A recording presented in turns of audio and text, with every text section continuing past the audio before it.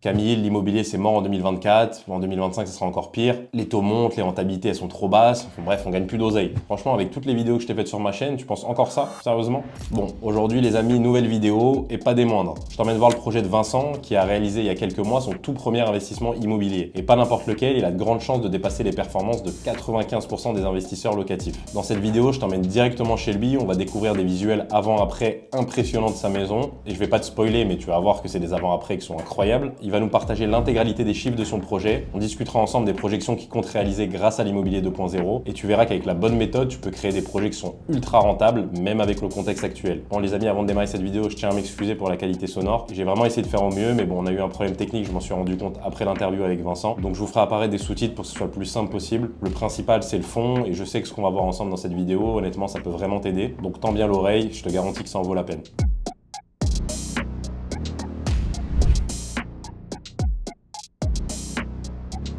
Donc pour vous mettre un petit peu dans le contexte, du coup Vincent il avait rejoint l'académie il y a 5-6 mois à peu près. Bon moi je sais, mais pour les personnes qui nous regardent, qu'est-ce que tu faisais dans la vie avant de rejoindre le... Du coup je travaillais en climatisation, j'étais installateur et On va dire ça comme ça. installateur et commercial aussi de temps en temps. Dans la climatisation, c'est ça. Tu étais salarié et tu bossais dans la c'est clim. ça. Donc Voilà.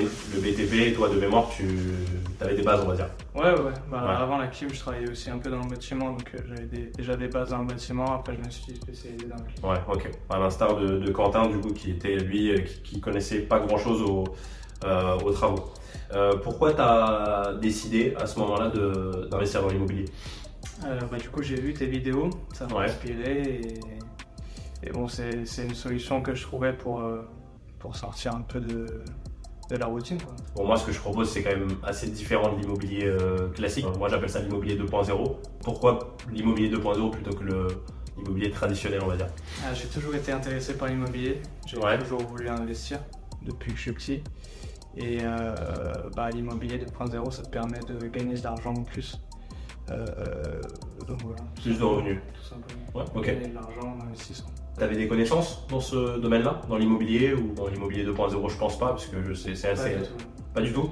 Vous n'avez jamais suivi de formation? Jamais. Personne dans la famille qui investit déjà? Non, pas du tout. Non? Non, C'est- uniquement avec tes formations. C'est vrai que toi, avant d'acheter ce. Bon, je crois que c'est toujours le cas à l'heure actuelle, tu es toujours locataire?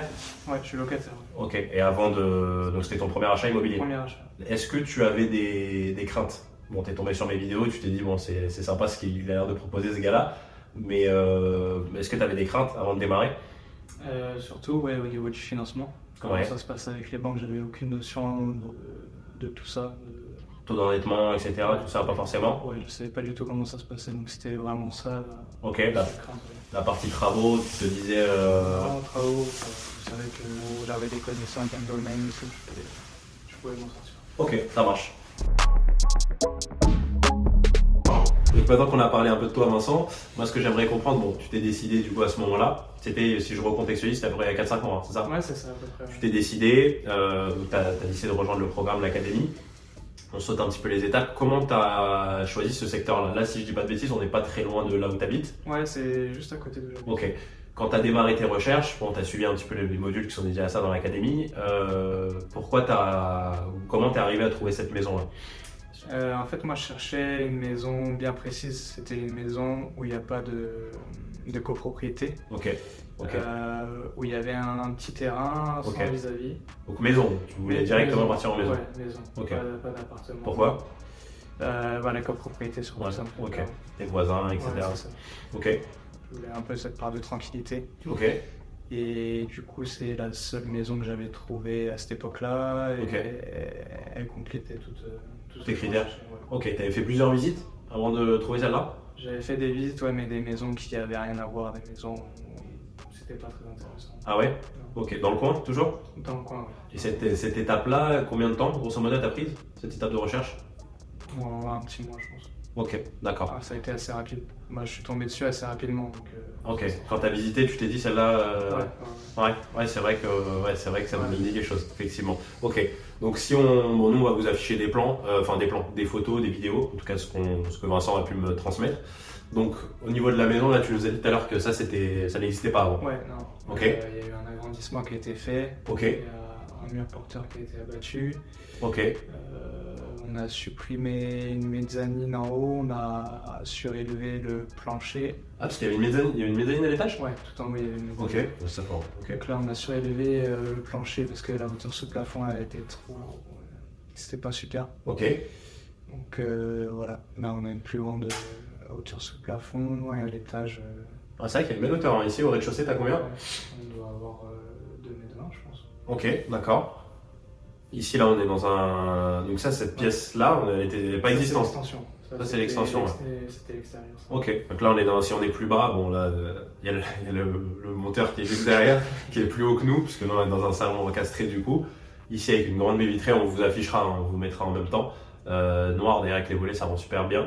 Derrière, ici, des niches, une télé qui est gigantesque. Et du coup, espace extérieur, il y a des choses qui sont prévues à l'extérieur? Espace extérieur, vous allez voir sur les vidéos, ouais. Il va y avoir une terrasse en bois qui sera rajoutée et jacuzzi. Ok, d'accord. Bon, quand on est venu, tu nous as fait la petite visite tout à l'heure, on voit un petit peu le style vers lequel tu vas montrer les plans. Un style un petit peu, comment tu le décrirais toi, le style de la maison que tu veux lui donner? Un peu inspiré Bali. Ok, d'accord. Un peu inspiré Bali. Bon là, vous allez voir sur les plans, mais il va y avoir un peu de plantes partout. Ok. De la verdure un peu partout et voilà. Ok. Il y a un peu cet esprit. Toi, t'es quelqu'un qui aime bien voyager? Ouais, J'ai pas de bêtises, ouais. Ok, d'accord. Et pour ces plans-là, tu t'es fait accompagner pour la réalisation de plan? Je suis fait accompagner par un décorateur, ouais. Ok. Un décorateur de l'académie. Par Karine? Ouais, c'est ça. Ok, d'accord, ça marche. Donc du coup maintenant au niveau des chiffres du projet, Vincent, on est sur quoi? Prix d'achat déjà de la maison? Prix d'achat 140 000. 140. De mémoire, elle était affichée, tu m'avais dit 10 000 € de plus quand tu l'as visité. C'était quoi le profil de la vendeuse? Pourquoi elle vendait Dame assez âgée qui partait dans son village d'origine. Ok, qui habitait là, dans la maison? Qui n'habitait plus là depuis un petit moment. Ok, d'accord. Ça a été long, négocié? Ou non, rapide? Non, facile. Ok. Montant des travaux, bon, même si c'est pas fini. Montant des travaux estimé 80 000. Fini? Fini, 80 000. D'accord, ok, ça marche. Donc montant du crédit, tout à l'heure tu m'as dit que tu es à peu près à 1 200 €. Ouais. C'est ça, de mensualité. Et en termes d'apport? L'apport 15 000. D'accord, ok. Au niveau du financement, tout à l'heure tu me disais dans l'introduction, du coup tu savais pas trop comment ça se passait pour financer ce projet-là. Tu m'avais dit au final tu as présenté le dossier en résidence principale? Ouais, c'est ça. C'est ça, ok. Toi, c'est vrai que je sais pas si le module, quand on avait rejoint l'académie, le module était déjà animé par Daniel? Ouais. Module financement, ok. C'est vrai que du coup il y a eu pas mal d'évolutions. Bon là l'idée c'est de faire une vidéo un peu en format blog. Transparent, c'est vrai que quand j'ai démarré l'académie, c'est moi qui avais fait l'intégralité des modules et puis au fur et à mesure on l'a mis à jour. Il y a un module fiscalité qui a été fait par un expert comptable avec qui je travaille, un module financement qui a été fait par du coup Daniel, une personne qui est expert en financement. Voilà, moi j'ai on va dire ma zone d'expertise. Et s'il y a des professionnels que j'estime plus qualifiés que moi dans certains domaines, moi je les fais intervenir tout simplement. Ok, bon, on va reprendre, on a rigolé, un petit passage qu'on va couper, mais du coup je disais à Vincent, du coup si tu avais des petits conseils à nous partager sur, pour l'instant là où tu en es dans l'avancée de ton projet, tu me parlais du coup des travaux un petit peu. Surtout choisissez bien vos entrepreneurs. Ouais, choisissez bien. Ouais. Et voilà. Ok. C'est le meilleur. Ouais, quand on tire les prix vers le bas, ouais, effectivement, souvent, donc, tout ce qui est climatisation, c'est toi qui gères ici, je suppose. Ouais. Donc, tu m'as dit des clims cassettes, c'est ça? Donc du coup maintenant dans la troisième partie de cette vidéo, donc première partie l'idée c'était que vous appreniez à connaître un petit peu plus Vincent. Bon Vincent qui est une personne très calme, hein. C'est pour ça qu'on lui disait j'espère que le son on va bien nous entendre parce que le deuxième micro m'a lâché. Dans la deuxième partie l'idée c'est quoi? Vous voyez un petit peu plus, on vous affiche les plans, les photos avant, les plans et les photos après. Bon, on essaiera de refaire une vidéo quand l'activité sera lancée. Là, l'idée de cette troisième partie, c'est de faire un petit peu des projections. Vous voyez en termes de chiffres ce que ça peut générer ce genre de logement-là. Moi, c'est vrai qu'avec mon expérience maintenant, on arrive à partir sur des projections qui sont au final quasiment identiques à ce qu'on arrive à générer après. Je vais prendre mon téléphone comme ça et je vais récupérer les projections qu'on avait fait ensemble. Donc, du coup, 2 scénarios qu'on a fait, toujours un petit peu pessimiste et un qui est plus basé selon moi sur la réalité. Donc je dissocie toujours ça en plusieurs phases, on va dire, en tout cas en fonction des jours de la semaine, du lundi au jeudi, le vendredi et le dimanche, et le samedi qui est une nuit généralement qu'on loue plus cher. D'ailleurs je précise pour les personnes qui sont tombées sur cette vidéo et qui ne nous connaissent pas, Immobilier 2.0, effectivement, la grande majorité des locations, c'est pour du 24-48 heures. Donc c'est pour ça que je parle vraiment de prix à la nuit. Donc sur ce premier scénario-là, avec un taux d'occupation de 80%, on arriverait sur un revenu locatif de 4 000 euros. À ça, je viens rajouter 500 euros de vente additionnelle, ce qui nous fait un chiffre d'affaires global de 4 500 euros. Sur ça, alors moi, comment je suis structuré, pour ceux qui suivent la chaîne, vous avez l'habitude, mais grosso modo, quand on délègue le ménage, qui est le plus gros poste de dépense sur cette activité-là, et toutes les autres charges, mensualité de crédit, taxes foncières ou électricité, on arrive grosso modo à 60% de marge. Donc si je prends 60% de 4 500 euros de chiffre d'affaires, on arrive sur un bénéfice net avant impôt de 2 700 euros. Ça, c'est pour la projection pessimiste. Maintenant, pour la projection, on va dire, plus optimiste, et d'ailleurs, je faisais remarquer à Vincent que c'est le même. J'ai un appartement qui est, ceux qui suivent la chaîne, vous le connaissez, qui est à proximité de Disney. Au final, là, sur la deuxième projection, on est sur les chiffres à peu près que j'arrive à réaliser là-bas. Et je lui disais que ici, sur une maison individuelle, etc., quand il fera son shooting photo, en termes de rendu, ça sera largement meilleur que moi, mon petit appartement là-bas qui est à Disney. Donc, en l'occurrence, je pense qu'il pourra générer plus. Mais là, sur cette deuxième projection, on est sur 175 euros en semaine. Donc, je répète, du lundi au jeudi. 225 euros pour la nuit de vendredi et de dimanche. Et 275 euros pour la nuit du samedi. Toujours avec un taux d'occupation de 80%. On arrive sur un CA locatif de 4 560 euros. Je rajoute à ça 500 euros de vente additionnelle, même si tu pourras faire plus. Ce qui nous fait un chiffre d'affaires de 5 060 euros. Si je reprends, je suis désolé parce que je suis enrhumé, si je reprends donc les 60% de marge, on arrive à un bénéfice de 3 036 euros mensuels. Ce qui est plutôt pas mal. C'est clair. Ouais. Bon, toi, on te les avait fixés, on avait fixé ces objectifs-là ensemble. Qu'est-ce que ça changera? Bon, au final, ça sera quasiment ton salaire qui tombera tous les mois. L'idée à terme pour toi, c'est quoi? Une fois que, là je parle au Vincent dans 6 mois qui a lancé son activité, donc il a ces 3 000 euros là qui tournent en passif, entre guillemets, qu'est-ce que ça changera pour toi? Ça va changer que je vais pouvoir économiser. Ouais. Ouais, le but c'est de relancer un autre projet. C'est ça, plus vite possible. Ta vision elle a évolué ou ça sera toujours déjà en maison? Tu penses? Toujours en maison. Toujours en maison? Après, pourquoi pas des appartements, mais ça sera pas en achat.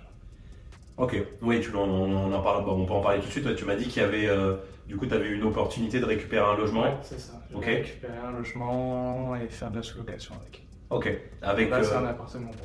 Ok, et tu m'avais dit que tu voulais faire des petits travaux dedans? C'est ça, oui. C'est quoi que tu as prévu de faire là-dedans? Je t'enverrai des photos, ça sera surtout un filet suspendu. Ok. Et installer une petite balnéo. Ici, à proximité toujours dans le secteur. Ouais, ça sera bien parce que c'est vrai que même pour les prestataires de ménage, etc. Et si tu développes encore l'activité au niveau du secteur, tu resterais là, tu irais à l'étranger, À voir. Je sais pas encore. Ok, ça marche. Ok. Toutes les portes sont ouvertes. Ok. Alors, est-ce que tu aurais quelque chose à rajouter, Vincent, ou pas? Je te pose la question un petit peu comme ça. Donc on l'a vu, ouais, en termes de revenus, de bénéfices, 3 000 euros. Alors j'ai pas fait le calcul avec ce que ça représente en termes de rentabilité sur l'investissement global. Mais en tout cas, là, les personnes qui regardent la vidéo, forcément, c'est des gens qui sont potentiellement intéressés à investir dans l'immobilier. Tu verrais des conseils, des choses à partager pour les personnes qui sont peut-être hésitantes, qui se disent bon, ça a l'air intéressant ce qu'ils proposent, mais qui hésitent, qui ont peur. N'hésitez pas. N'hésitez pas. Non, n'hésitez pas. Dans tous les cas, l'immobilier, on est rarement perdant. Ouais. Donc, investissez. Il n'y a pas de raison que ça ne marche pas. Ouais, bah voilà. Bah écoute, je te remercie Vincent, c'était le mot de la fin. Et puis, nous on se dit à bientôt pour. On viendra, si tu nous le permets, faire une vidéo quand les travaux seront finis. Avec plaisir. Je pense que ça pourrait être sympa pour les personnes qui suivent la chaîne. Et on se dit à bientôt. Ça marche. Bon les amis, du coup on arrive à la fin de cette vidéo. Je suis rentré rapidement au bureau pour vous faire une petite conclusion. Ce qui est dingue franchement avec le projet de Vincent, c'est que il y a quelques mois, un petit peu comme Quentin, pour ceux qui suivent la chaîne, vous avez vu la vidéo que j'avais fait avec Quentin. Ceux qui l'ont pas vu, je vous l'affiche juste maintenant. C'est que il y a quelques mois, il connaissait strictement rien à l'immobilier. Et là, d'ici 2-3 mois, le temps de finir les travaux, l'aménagement et de lancer l'exploitation sur son logement, il fera mieux que 95% des investisseurs en locatif. Ça c'est franchement incroyable. Et d'ailleurs, petite parenthèse, c'est vrai que les projections que je lui ai annoncées là dans la partie 3 de la vidéo, vidéo. Alors je sais forcément, comme Vincent, il n'est pas investisseur à l'heure actuelle, je pense qu'il a encore quelques doutes et peut-être qu'il se dit qu'il ne pourra pas le réaliser. Mais moi, avec mon expérience et à force d'avoir accompagné pas mal de gens, au vu de la qualité de ce qu'il va proposer aux clients, je peux vous dire qu'en termes de cash flow, vraiment après avoir payé ses charges, il arrivera largement à générer 3 500 € par mois. Donc en gros, il aura plus que remplacé son salaire et ça, franchement, c'est extraordinaire. Je voulais te préciser aussi ici, parce que souvent on entend parler d'immobilier 2.0 et moi, quand je monte les logements qu'on arrive à réaliser, souvent on pense que c'est destiné à... il faut avoir un salaire de cadre, il faut gagner 4, 5, 6 000 € par mois.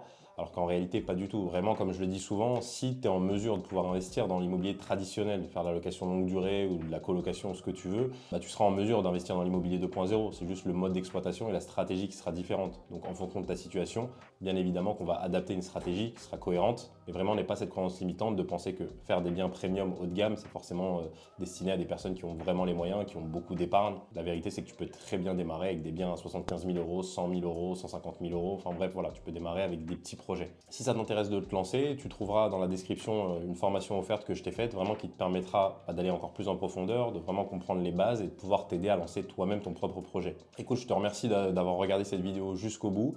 N'hésite pas à commenter si tu as des questions, à liker, à t'abonner. Moi, ça me donne de la force et ça m'encourage à continuer à vous créer du contenu sur cette chaîne. Et moi, je te dis du coup à très vite, sûrement la semaine prochaine dans une prochaine vidéo, ou alors de l'autre côté directement dans la formation offerte. Ciao, ciao!